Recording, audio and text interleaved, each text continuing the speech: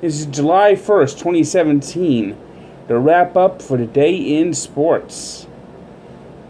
Today was Asdrubal Cabrera Bobblehead Day at Citi Field. And with Zach Wheeler struggling in his return from the disabled list, and Wheeler, he has the stuff to be great, but he just can't hit the damn strike zone. And you don't trade a pitcher like Wheeler, of course. I mean, it is his first year back from Tommy John surgery, so you don't expect him to be that great right away. But I just have this fear that if the Mets trade him, he's going to become great. I mean, this is how Nolan Ryan was with the Mets. Now I'm not calling Zach Wheeler Nolan Ryan by any stretch, but he was very wild and very inconsistent. And this is why I want to see a different pitching coach. I think Dan Wortham has done as much as he can for the Mets, but I really truly believe that someone needs to come in there different approach, get these guys to start pitching more efficiently, help manage the bullpen a little bit better next year, whoever they get, and then just get a different look at things, and maybe get Wheeler righted. Because if it wasn't for Jimmy Reese, chances are Nolan Ryan would have faded away. But he found Jimmy Reese in California with the Angels, and the rest is history. He became the dominant force he was with his 7 no-hitters. But the Mets, they actually found a way to win the game. And what was interesting is there's this forecast for bad weather coming in, and you're sitting at the game and you're thinking the Mets have got to score here after the god-awful Fernando Salas gave up 3 runs in the top of the 7th. The Mets responded brilliantly, and the Mets did that all game today. Every time the Phillies scored, the Mets answered. I've always said that's the key. For a pitcher, the next inning after your team scores is the biggest inning. And today the Mets answered almost every time the Phillies scored. And in the 7th inning, after the Phillies scored 3 runs, T.J. Rivera hit a home run. Mets got another run on the board. And then Asdrubal Cabrera with 2 outs on his own bobblehead day. And the bobblehead commemorates his walk-off home run last year against the Phillies where he did the bat flip. He did it again. And the Mets win the game 7-6. There was a rain delay. I thought it was going to be a longer rain delay, so I actually left the stadium. But by the time I got to Penn Station, the 9th inning was on, and Addison Reed, despite a leadoff double, was able to hold on, and the Mets won their 4th straight. You still can't even say that they're back yet. They're beating bad teams, which is important. They weren't doing that early in the season, but now they're finally beating the terrible teams they should beat. And the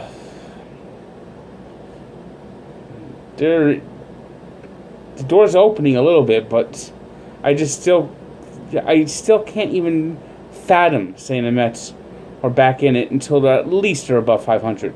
And that's still a ways to go. They're 38-42. They got a 3-game series coming up in Washington. So, it's still tough. I mean, the Nationals are having a decent season, although they're struggling a little bit now. It's not like the Cubs situation. The Cubs, I still can't believe the Cubs can't get out of their own way. There's another team, 40-41. The only thing that's their saving grace is the only team that's better than them in that mediocre division is the Brewers. And Brewers now have a 3-game winning streak, have a 3-game lead.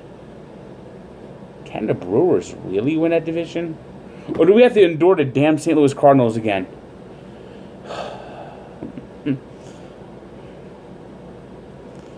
Meanwhile, the Dodgers, they just continue to roll. They shut out the god-awful San Diego Padres again. Rich Hill, big game.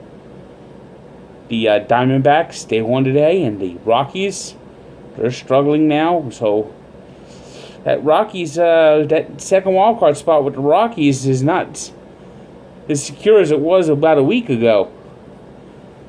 And you know what's funny is, that's it. That's the only teams above 500. So there's not many teams above 500 in the National League. So if the Rockies come back to the pack, things could certainly get interesting. American League, the Red Sox now have a 2-game lead. Chris Sale was dominant in Toronto, destroyed Canada Day for everyone up there in the Great White North. 7 shutout innings against the Blue Jays. The only run the Toronto ended up scoring was a meaningless home run by Steve Pearce in the 9th inning after it was already 7-0.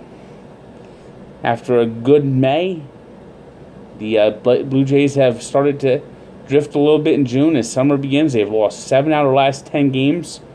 They're back in last place. They're 6 games under. It doesn't look like things are going too well for the Blue Jays. Out in the Central, the Indians continue to lead, and the Twins held pace today. They're 2 games behind. The Royals are back in it. They're back at 500. The Tigers and the White Sox, though, they're looking at long summers. I don't know how much longer Brad Ausmus is going to last in Detroit. And meanwhile, the Houston Astros, with an 8th inning rally, scored 4 runs off the Yankees' faltering bullpen. And the Yankees' bullpen has been terrible lately.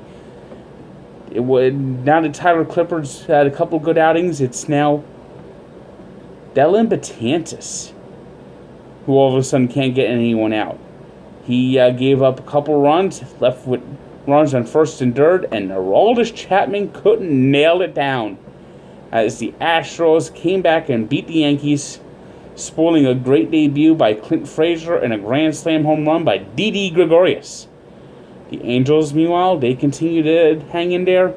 They got a great start from Ricky Nolasco, our number 1 star today, followed by Rich Hill and Chris Sale. Those are our 3 stars on the SportsEncyclopedia.com.